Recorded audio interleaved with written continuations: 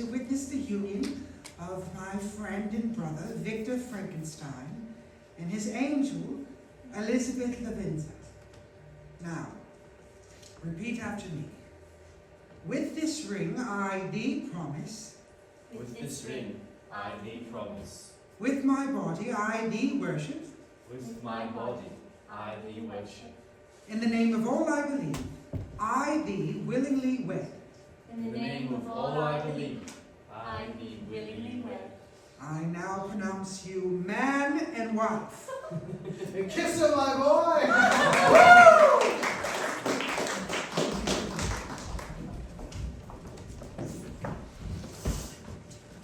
Jesus, thou art all compassion, pure, unbounded love thou art. Visit us with thy salvation, enter every trembling heart.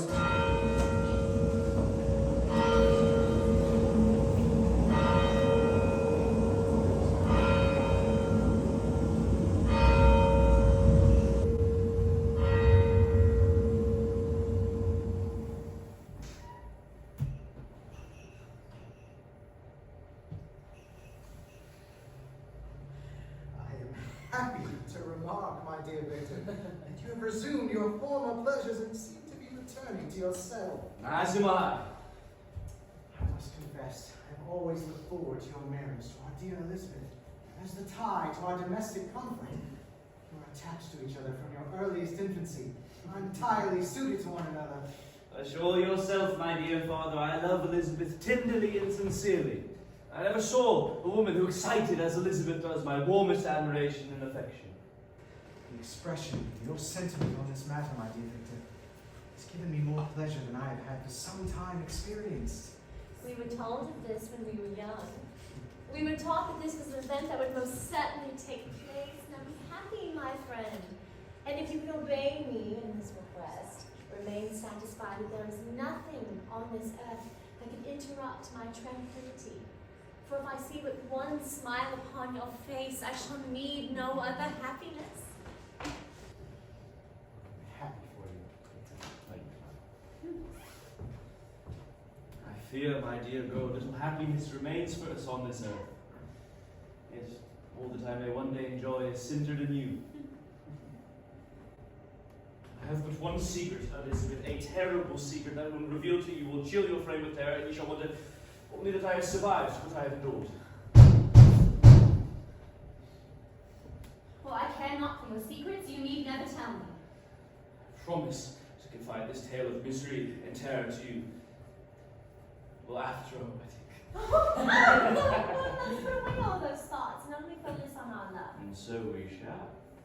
The moon gazed upon my midnight flame, with unrelaxed and bated breath, and soon nature, our hiding place, Mary. What? Dearest, what are you doing with my pages? Forgive me. If I believed in old superstitions, I would have been a killed cat. So the rest of that phrase is in satisfaction brought it back. But then I'd still very much be dead. Will you read this to me? It is yet unfinished. Will you read this to me? We sat late. We could not tear ourselves away from each other, nor persuade ourselves to say the word farewell. Finally it was said, and we retired under the presence of seeking rest, each fancying that the other was deceived. I was under the impression you were writing a monster. I was unsure as to the kind. It is a story meant to frighten, nothing more. Oh, and it does frighten me. It frightens me very much. Tell me, which do you believe to be the worst fate? To be a madman in the life of the sane, or to be a sane man in the house of the mad? I thought I knew my answer, but then again I thought I knew so many things. Mad as Shelley, a schoolyard taunt I had cultivated for myself as a means of protection. Tell me, shall I be needing a shield such as this again? Yes, my name. My name. You who have my name, trample it under your heel as if it were dried leaves. It is late. Let us go to bed. Now she wishes to go to bed. Will that be enough to distract me? Or shall I ask your muses your preferred company? Since I have taken the flight of stairs alone these last few nights, will her company be enough to warm the chill of our cold bed? You deny me again. Oh, you have made your bed, now go lie in it. Alone. Or perhaps you prefer your first wife to accompany you? Don't. She needed you for all choices and decisions. Tell me, dear, do you finally feel as important as you always wished? She, who would cling to your side like a spoiled child, choking the life out of your verse, breathing only the air that you would exhale. Tell me, is that what you wish of her successor? For I have love in me, the likes of which you cannot believe. Enrage in me the likes of which you cannot understand. And if I cannot satisfy one, I'll indulge the other.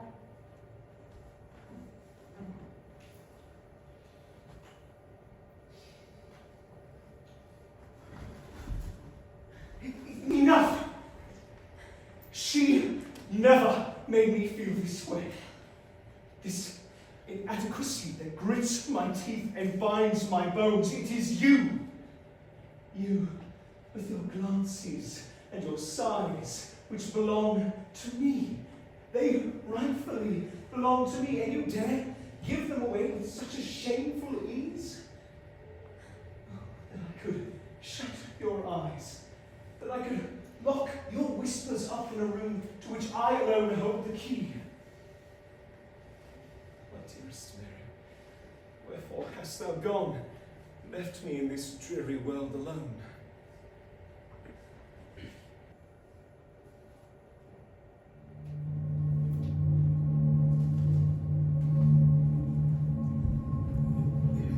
The cup of life was poisoned forever, and although the sun shined upon her, she saw around her nothing but a dense and frightful darkness, penetrated by no light but the glimmer of the two eyes that glared before her. Elizabeth. Elizabeth. No scream shall escape your lips, for it will reach no man's ears before I would silence you forever. Are we understood? Excellent. I wish to look upon the woman my master adores. The embodiment of all that I lack, and what was promised never to be mine. Beautiful. My Maker sought to make me beautiful. He longed to answer the eternal question, from whence did the principle of life proceed? And I am the answer. His answer! But am I the life he truly meant to create? Where was my friends in relations? No father watched my infant days. No mother blessed me with sighs or caresses. For if they had, all my past life is but a block, a blind vacancy in which I conceive nothing. From my earliest remembrance, I was as I am now in height and proportion. Never before have I seen a being resembling me. What am I? What am I? Would you cry for your victor? Would you leave you again, alone in this state? The next time he holds you in his arms, the coldness of your skin will offer little comfort. Your lips, unable to kiss, your breath unable to sigh, what good will you be to him then? I have no memory of my past deaths.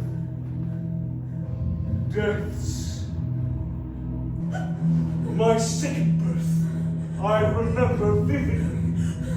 Perhaps we shall share that memory.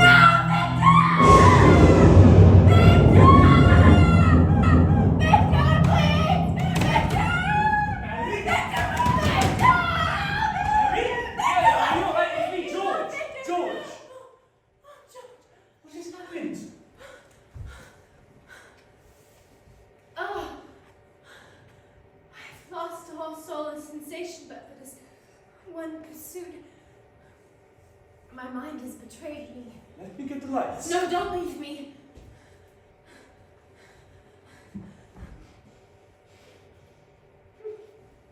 What is happening?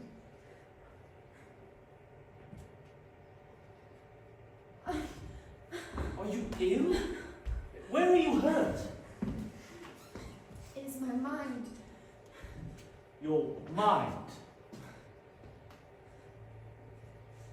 My My mind. Tell me, from whence did I come into being? Where did I originate? My mind. I see. Like Adam, I was united by no link to any other being in existence. But his state was far different from mine in every other respect. He had come forth from the hands of God, a perfect creature, happy and prosperous, guarded by the special care of his Creator. Many times I felt Satan to be the bitter emblem of my condition, for often, like him, when I viewed the bliss of human interaction, the vile gall of envy rose within me. Satan had his companions, fellow demons, to admire and encourage him, yet I am solitary and abhorred. Cursed Creator, why did you create a being so horrid that even you dare not look upon him? I believed it was my right, my duty, to pursue the extent of human knowledge and To go beyond? You do not seek human knowledge.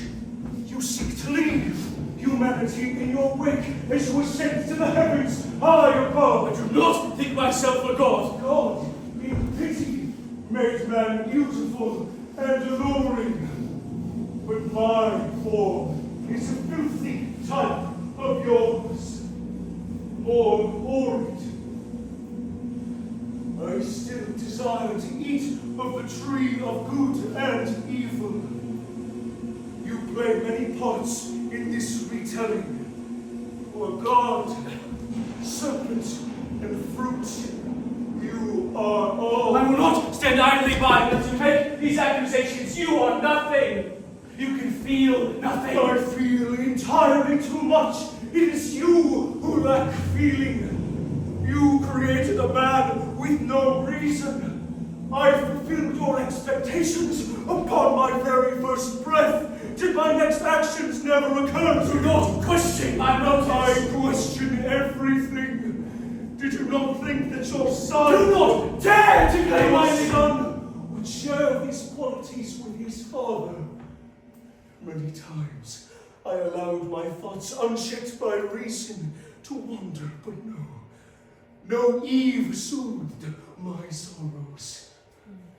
I was alone. I remember Adam's supplication to his Creator, but where was mine? He had abandoned me, and in the bitterness of my heart I cursed him. I cursed you. Your words have a strange effect upon me.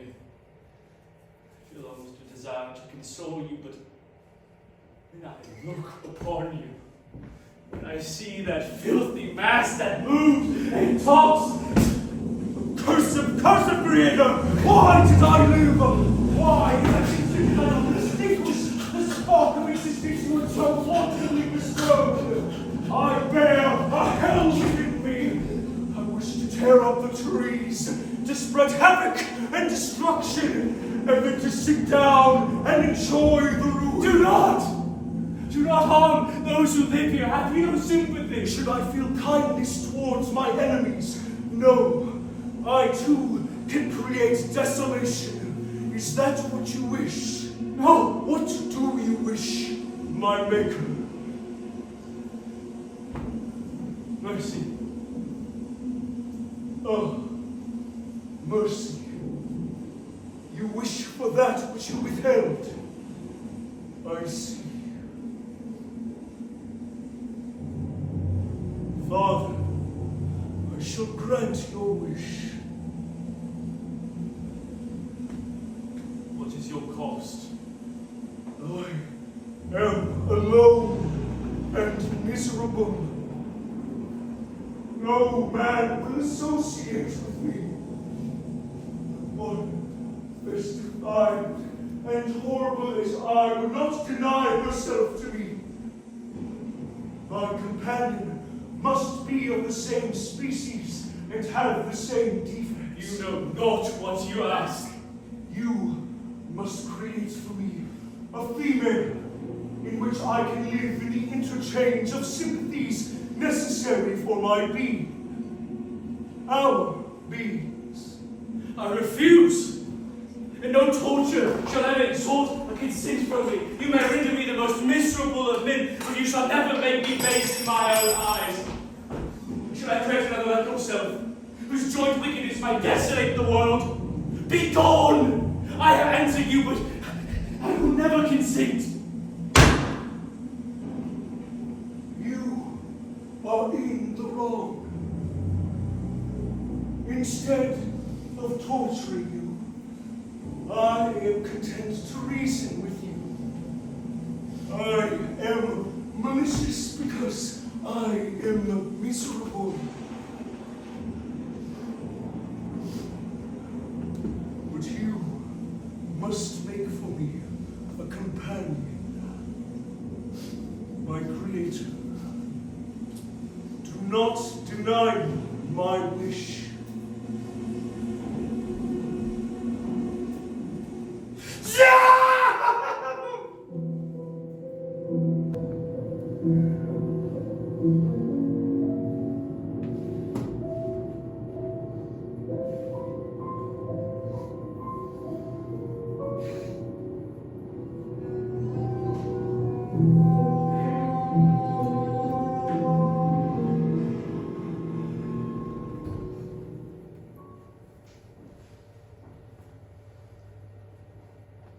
Every day I ask myself whether amidst all the novelties you behold, do you ever once think of me? I do not expect it. I do not doubt your affections, Miss Claremont. Must you doubt mine? I see how you look at her. She who talks to you, looks at you with admiration. You will dare say fall in love with her. She's very handsome, very amiable. I simply know what distinguishes Miss Shelley from the other women is her intellectual self-assurance and excellent judgment of character. Because she chooses to spend her time with you. Must you always compliment yourself in the guise of complimenting others? The source of the opinion matters as much as the opinion stated. And you've never been one to shy away from opinions. They're all I have, my gift to the world. Your beard. No. Your looks. Your talents in the boudoir. Perhaps even your poetry or your gifts. Ones you are certainly eager to bestow. What is your purpose here this evening? You've driven me to distraction. Find another to warm your bed. Perhaps our good doctor at house calls. I'm a child.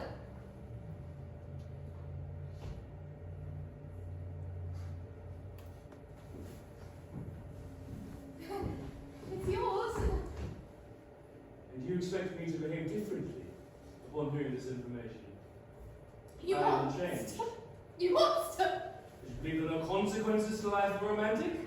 None for the men. Untrue. I will financially support the project of our Cassians. You expect me to be a father to the child or a husband to you? You shall find yourself disappointed. Indeed I do. You will stay with me as my ward.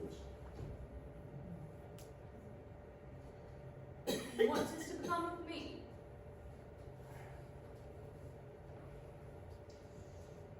You shall be called the child's aunt. In that character, you may see it and care for it without further injury to anyone's reputation. You do care for me. You, my dear, are a comet, beautiful, bright, drew the heart of this frail universe toward thy own. I do not care for you. I will never find myself in a position to do anything of the kind.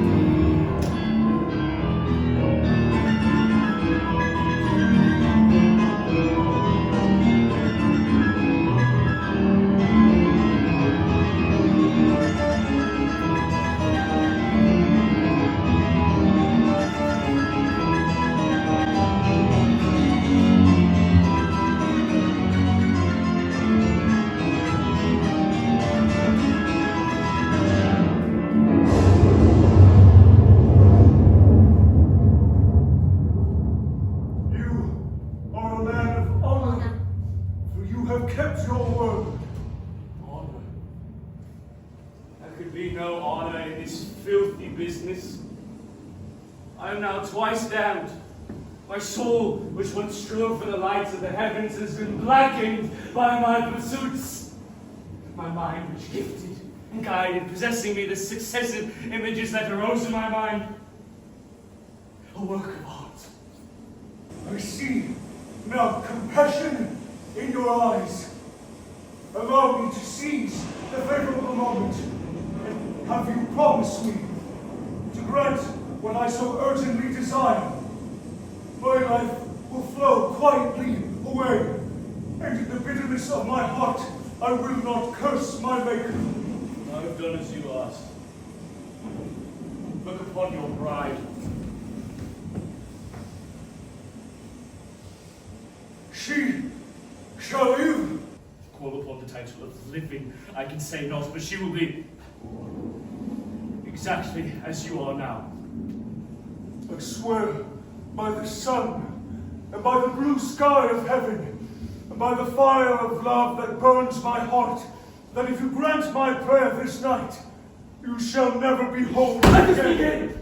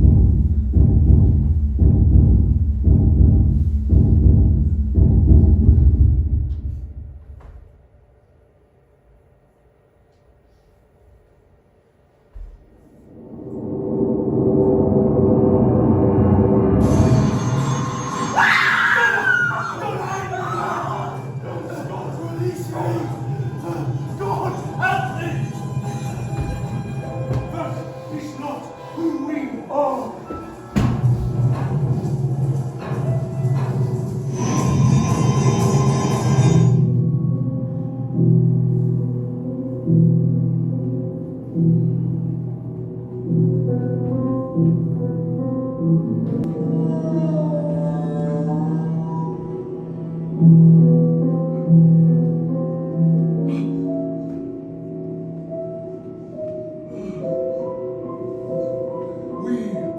are one and the same, you and I. In your arms, I shall find comfort. In my arms, you shall find strength. You are beautiful, my angel. No. I thought all my promise of creating another life to him. With the sensation of madness, tore to pieces the thing which I had created! No!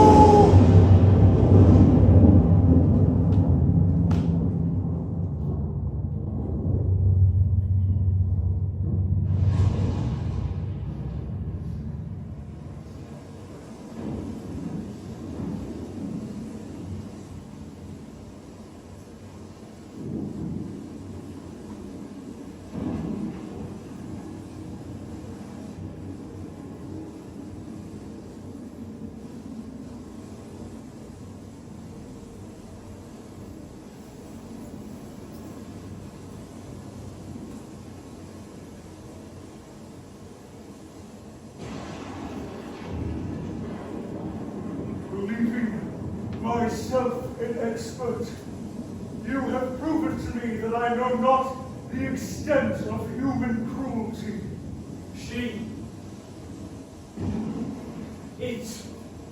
It could not have lived, nothing but an ill-formed abomination.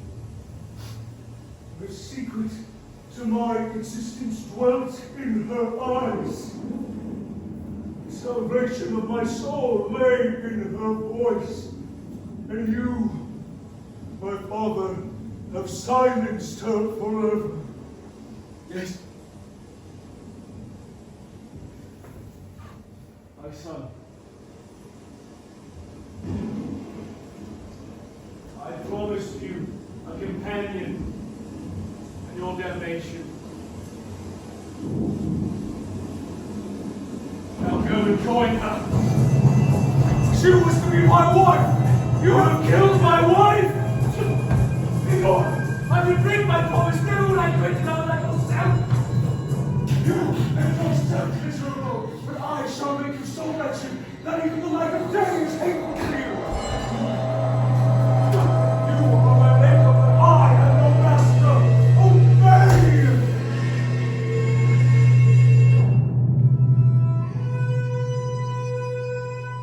Shall every man find a wife for his bosom, and each beast have his mate, yet I alone?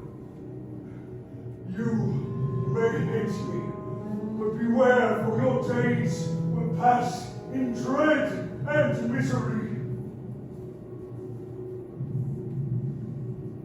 You sought to create life, but that virtue has become a shadow. And that happiness has turned into bitter and loathing despair. In what can I turn for sympathy? No grief, no misery, no mischief can be called comparable to mine. And so, the fallen angel becomes a malignant devil. Why did you create me this way?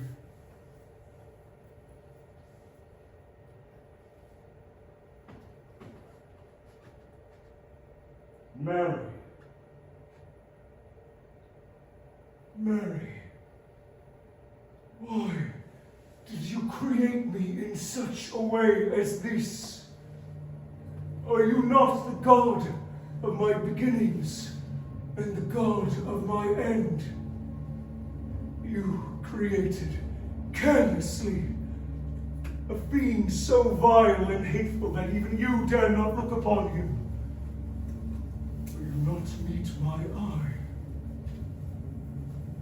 It is true that I am a wretch, but a wretch of your own design. I could not have known, I never could have imagined this ending. You have murdered the lovely and the No, helpless. not by my own hand. This hand, this ink-stained instrument of good and evil, the composer of all our fates. It is you who decide which of us is worthy of death and which of life. No, you are not real. Your death means nothing. Our deaths mean everything to you. Death looks over your shoulder and without feeling chooses who to dance with. Perhaps you are jealous of his refusal to select you. Death is not my companion, my guardian, or my lover. Death is my constant adversary, and I have discovered a way to defeat it once and for all. What means you by this statement? My creatures will never taste death. Not permanently. One needs only to start back at the beginning of the book, over and over. My creatures will live in these pages. You are not satisfied with my words. Why is this the form I must be tied to? You have the power of creation at your fingertips. And yet, I am cursed to live as I am now and will forever. You and I are the same. Very same. My creation, my mirror, my angel. I could not have written you any other way.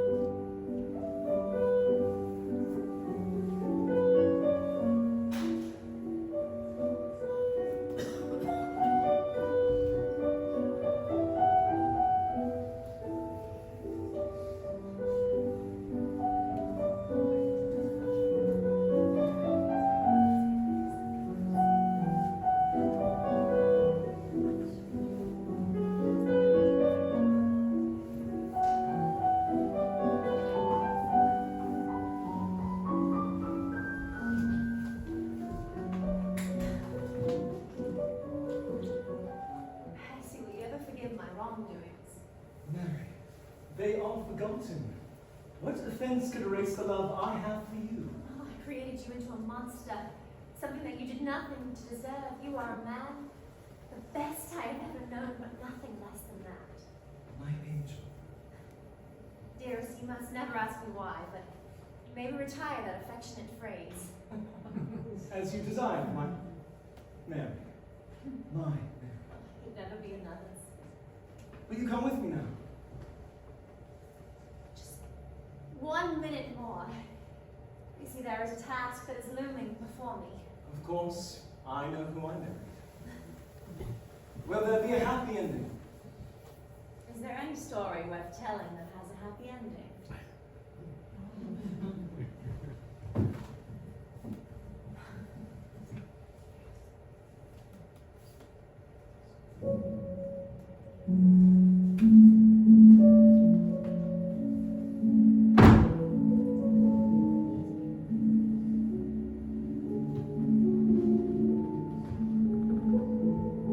It requires more philosophy than I possess to bear this. all my hopes of utility and glory. For indeed I saw it with mine own eyes. The mad doctor slain by his own creation. This monster proclaimed farewell. I leave you now. Farewell, Frankenstein. Blasted as thou wert, my agony was still superior to thine, for the bitter sting of remorse shall not cease to rankle in my wounds, until death shall close them forever. He leapt from the cabin window. He was soon borne away by the waves, lost in Darkness and distance.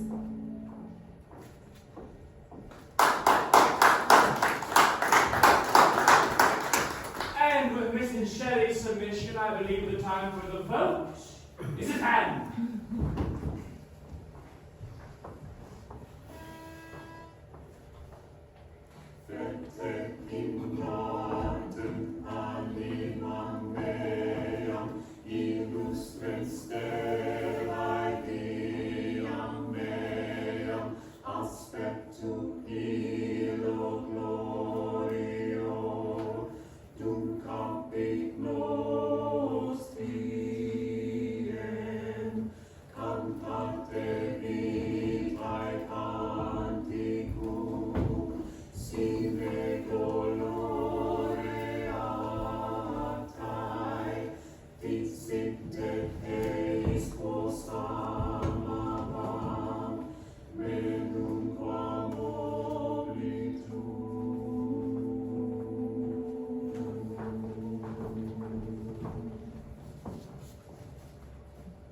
And without further ado, the winner of our little competition is Shelley!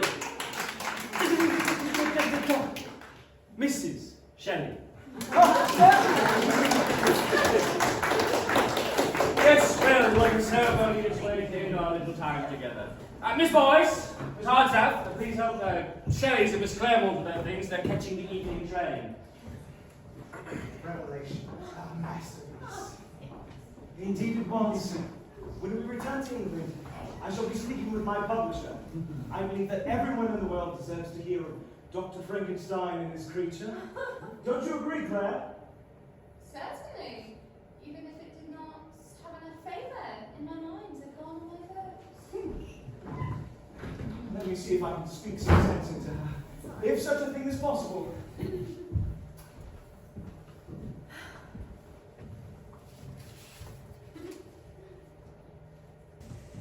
mad woman finds herself alone in my company once again. I'm not mad. The heavens and the earth can bear witness to my truth. Yes, your truth. I meant every word of it. With all my heart, I wish you had never come here. Or at least I had not met you in your married state, and all that is past. I love you, and you love me, at least to act as if you did so, which at last is a great consolation in all events, but I more than love you, and cannot cease loving you. I do not and cannot love you. Now what have I done to encourage this affection? Your story. You wrote my truth as well as your own. You wrote a version of myself that is absolutely adored by a version of yourself. Do you not long for these moments in the world you now stand?